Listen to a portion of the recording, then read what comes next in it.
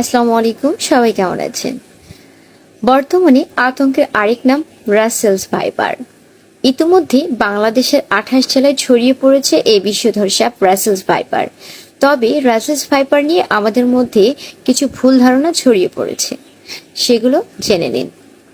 নামটি রাসেল ভাইপার নয়, রাসেলের ভাইপার।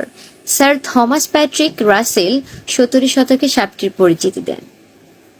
রাসেল ভাইপার বিশ্বের পঞ্চম বিষধর সাপ নয়, তবে বাংলাদেশ এবং ভারতের বিগ ফোর সাপের মধ্যে একটি।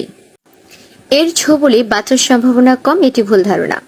ওঝার কাছে না গেলে, হাসপাতালে যেতে রাস্তায় 2 থেকে 3 ঘন্টা দেরি না করলে রাসেলের ভাইপারের ছোবলে বাঁচা অনেকটাই সম্ভব।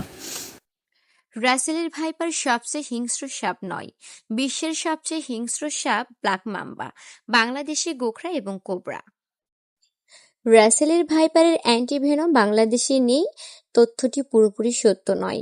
বাংলাদেশে সব ধরনের সাপের জন্য কমন এক ধরনের পলিভ্যালেন্ট অ্যান্টিভেনম পাওয়া যায়, যদিও এক এক সাপের ক্ষেত্রে কার্যকারিতা ভিন্ন।